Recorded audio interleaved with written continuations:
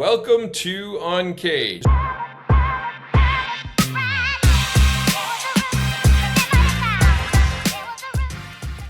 Today we're speaking with Beau Button. Beau, it's great to have you back. Yeah, it's been a while. It's been a while, but I mean, Beau, I'm excited to talk with you. Beau is really just an amazing thinker, an entrepreneur, someone who's been working on some of the most cutting edge spaces that are out there. We're going to be talking to him about his old business now, his old business Atlas, which he's a co-founder of, and then his new business, Tesoro XP, which he's also a co-founder of. And we were talking a little bit about the mobile gaming space, the gaming space. We're going to be talking about a lot about AI and a lot about utilizing location-based solutions as well. So, Beau, it's great to have you back.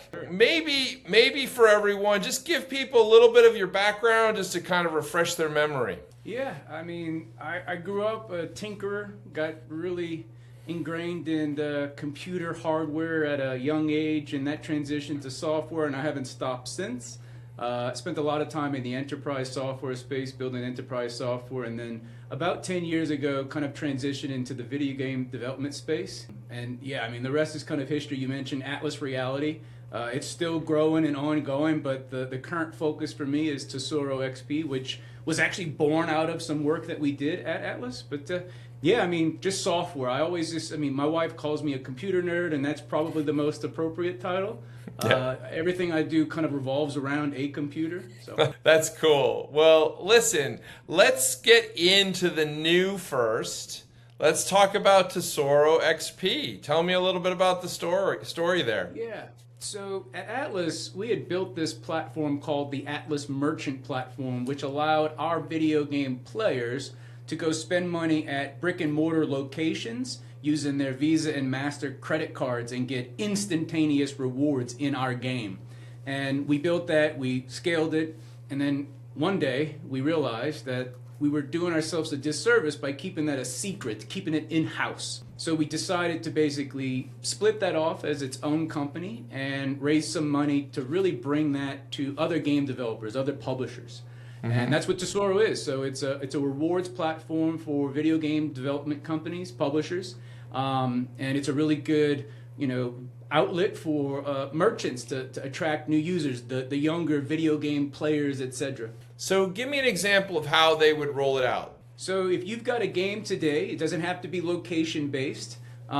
Much like you would integrate an advertisement SDK, a software development kit, where maybe you have a button that's like, hey, if you want 5 gold bars, watch an ad. And the result of that is the game developer gets a few pennies, and then in exchange for their time, you give the player a few gold bars. We have a similar SDK, but instead of watching an ad, we have a value wall, which is it's kind of an evolution of what used to be called an offer wall, which is a little less sexy, a little cheap. But basically, you click the button, wherever that button is in the game, it's up to the game developers to decide. And we show you a list of all of these merchants that are part of the Tesoro network that you can activate offers in, almost like not like a Groupon. There's offers, and these are a little more static. They're not time-based, but long story short, you'll see all of the merchants, and that could be gas stations, quick service restaurants, sit-down restaurants. You activate an offer, and there's an expiration for that offer. Normally it's about 7 days.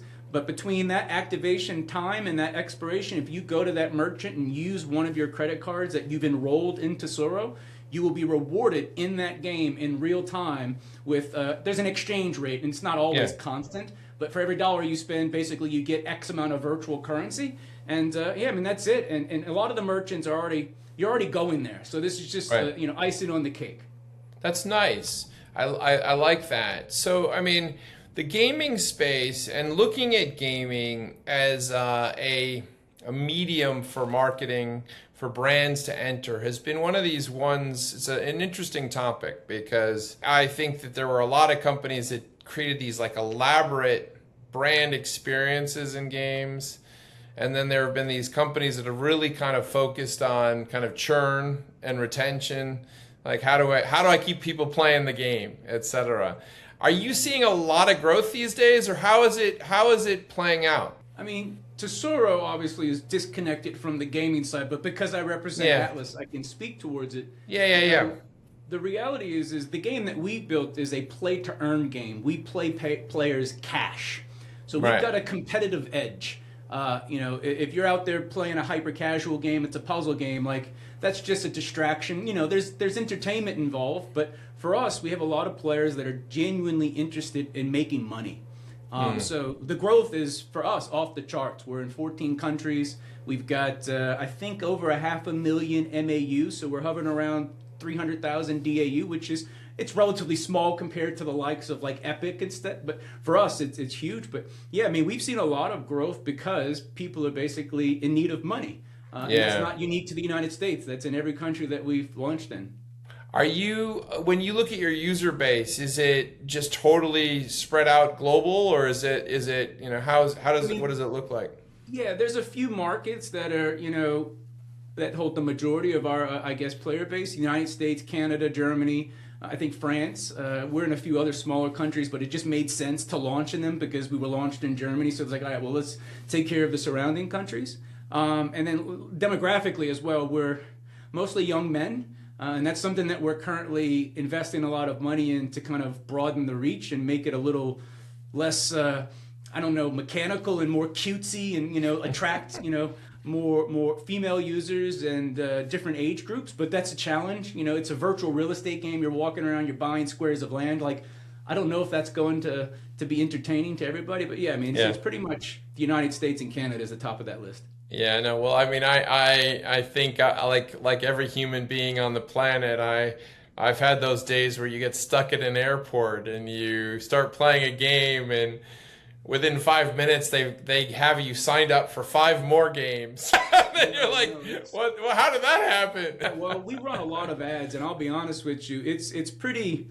Some of these ads will direct you to the Google Play Store or the Apple App Store. And exactly. My youngest daughter, I looked at her phone one day and she had like 70 apps or games installed. I was like, how did you get these? And she had no clue. I was like, they do hook you. I've always been kind of impervious to these games. I'd rather learn how they work. And that's, I'm fortunate because some people, especially my age, I'm 42, I've got friends that are just glued to their phone playing Clash of Clans, Clash Royale, and I'm just like, man, how do you pay your bills? Yeah, exactly. How do you live? Well, one of the things I think that's interesting is that, we the lifeblood of really everything digital and everything that is now going to be shaping this new brave AI world seems to be data related. Right, and one of the things that I think of that's quite interesting is the data that comes off of the businesses like you're creating, and how that can be utilized. Is how do you guys think about capturing data and thinking about data intelligence? So for Atlas, quite honestly, we don't leverage a lot of our location-based data intentionally because location-based data is very sensitive and private. Yeah. So we have it. We know where you've built things. We know where you are because you're buying things there. But we do not. I think it's a fascinating point you mentioned because as I've developed businesses that are very personal, I've often kind of purposely not had a data strategy, really, because I'm trying because privacy is the number one concern. But at the same time, I'm just curious what's happening on that side. Yeah. I mean, we use it to identify, or to analyze markets and use in specific markets. But we kind of have the same situation that you had mentioned. Like we didn't launch with a data use like policy. We didn't say, hey, we're going to have all of this location data. Let's sell it to merchants and they could track foot traffic. The privacy thing was something that our attorneys kind of pointed out to us. We're like, oh, okay, well, we should probably just leave this data alone. On the Tesoro side, there's a much bigger opportunity for us to leverage the data. We won't sell it. That's not our goal. But much like Facebook, they use that data to tune so you can hyper-focus and target.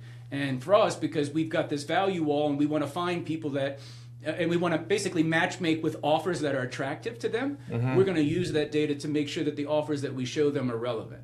Yeah, I love that. Well, I mean, I think that obviously data then becomes kind of this fuel for this AI space. And Beau, you and I were talking a little bit about this AI world that is assembling around us. And perhaps, one of the first things that we talked about was how ridiculous it is that sometimes I still find myself in conversations as if there's an option to have an AI free world. Like people are like, well, we don't need it. You're like, well, wait a minute. It's here. Tell me a little bit how it's impacting what you do and how you guys are thinking and building. Yeah, I mean, when I heard about OpenAI and ChatGPT, this was on like the curtails of like the end of my cryptocurrency, like just, I don't know, diatribe, how I was like, this is snake oil. So like, for a moment, I was like, oh no, here we are again. Another reason to jack the prices of GPUs up. Yeah. And then I started playing with ChatGPT and I was like, oh my goodness. Okay, so this is not what I thought it was. I started playing with it, but we use it at Atlas and Tesoro, and quite honestly, I've started saying that we're AI first organizations or AI native organizations, all the way down to customer service, all the way up to basically financial ops. Software engineering obviously is a very big I think opportunity for AI, but yeah, we've embraced it. Most of our employees are using it. We do have some guardrails. We haven't standardized. I do let most of the folks choose if they want OpenAI and if they want Anthropic Claude, or heaven forbid they want Grok. But yeah, we're not afraid of it. It's something that I think will allow us to scale. We're not firing people because of AI, but I can guarantee you that I'm hiring fewer people because of AI. Wow, that's interesting. Yeah, I had a chat this morning with a CTO friend of mine, and a lot of it went along the lines of a lot of the AI development is focusing on helping practitioners, like experts in spaces, become better at what they do, because trying to train people from scratch with AI is somehow, of course we all can kind of do novelty things, but you've hit the nail on the head, right? Is if you're a junior or intermediate developer, and I'll speak more about the developers than anything, but it's hard for you to determine if what you're seeing on the screen is a hallucination or not. You can't fact check.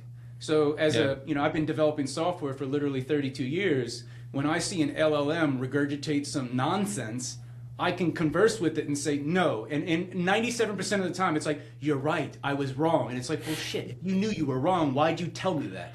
So like, I actually talk to these things as if they were just humans. And I curse a good bit. And I'm like, just do it. And they respond because they've been trained on information off of the public internet, which has that type of rapport. But if you're an expert and you can act as guardrails for LLMs, especially for coding. We call it agentic coding, where I can spawn off 10 different agents doing 10 different things, and they report back to me. I can confirm that it's good or bad. It's a superhuman power. It's an exoskeleton. It's hard to describe. It is a drug. It feels like a drug too. It's just like caffeine. It's like, everything can be solved with AI. You do have to be very careful. There is a point of diminishing returns where you feel like you're being super productive, but really on paper, you're not. Yeah, I hear you. Well, move over, Claude. Here comes Beau. So I think maybe. No, I mean, I am a big fan of Claude. Anthropic's done some amazing things. Our team, most of our engineering team is using Claude. And they've really changed the way we think about initially designing software. Like I said, AI first. We start with AI, we have a conversation, we bounce ideas, and then as we get closer to the actual integrating and building the software, we use it a little less. But sometimes I hate to use the term vibe coding. It's that whole I'm gonna just tell AI to build Facebook. Yeah, I wish. Yeah. But it's just AI native engineering. My son, my older son works at an AI coding firm. He said the pace of this moving away from the traditional way of thinking of coding is just incredible. And he was like, in a couple of years, he's like, there just no one will be coding. In his mind, he just, he's like, it's just not going to be the way we think. The best way I've heard AI and software engineering, kind of like the evolution of those two things together, described is it's just an abstraction. We used to, we had punch cards, binary, and then we had assembly language, and then we had C, C++, and then higher level languages. And as you got higher and, later in, basically the computer programming space, you were further removed from the hardware. This is just natural language programming.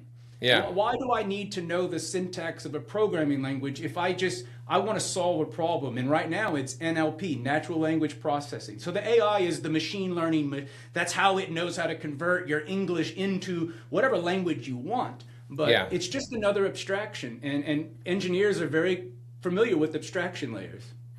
Well, listen, let me jump back quickly before we run out of time to Tesoro XP. So, you guys have been cranking now for a year. So you're entering your second year now of the business. Tell me a little bit about what's on the docket for you guys. So we are very close to relaunching what was previously called AMP in Atlas Earth, the Atlas Merchant platform. So we spun that out as a completely new company, and we rebuilt the tech stack from the ground up. So we unplugged AMP from Atlas Earth about 2 weeks ago. And we're about to plug in Tesoro into Atlas Earth. Completely different user experience. This supports multiple games. So that's probably the biggest milestone for us outside of, raising money. We raised a good bit of money, so we've got some fuel. But ultimately getting Tesoro integrated into Atlas Earth, looking at the data, fine-tuning. And then my partner Sami has been out there doing biz dev, and we're very close to signing some relatively large publishers to integrate our tech into their games. And that's really the next step of this is we need publishers, and then we need more merchants. We need big nationwide brands to be a part of this. It's a double-sided marketplace. So if you have a lot of games but no merchants, it doesn't work. If you have a lot of merchants, no games, it doesn't work. You got to have a good number on both sides of this. Yeah, got to play in the full ecosystem. Well, Beau, it's been great catching up. I think it's pretty rare we have a Beau Button and a Bant Breen on a call together. So lots of alliteration going on here in this call. We've been speaking to Beau about his relatively nascent business, Tesoro XP. It's really driving revenue for brands, publishers, and the gamers who fuel them. And he's talked to us a little bit about how that came spun out of Atlas and really kind of where that's going and building as a business. Beau, always good to speak to you. Always great to see how your tinkering leads to these new ideas and these new brilliant moves forward. So if someone wanted to find out about what the latest is with some of your stuff, where's the best place to find you? For Tesoro, you could just go to tesoroxp.com, TESOROXP.com. Same thing for Atlas Reality, but I would go to atlasearth.com. I'm pretty active on LinkedIn, but if you just Google either one of those companies, we've got a lot of content that's been published. We've got a YouTube channel for Atlas Earth. So we're out there. You can find us pretty easily. And my name, Beau Button. There's only two of us. I've got an 18-year-old son who shares the same name as me. For Beau Button, you'll find all of my different posts. Excellent. Well, Beau, thanks again for being on the show, and we look forward to having you back. Thank you, sir. I appreciate it. Cheers.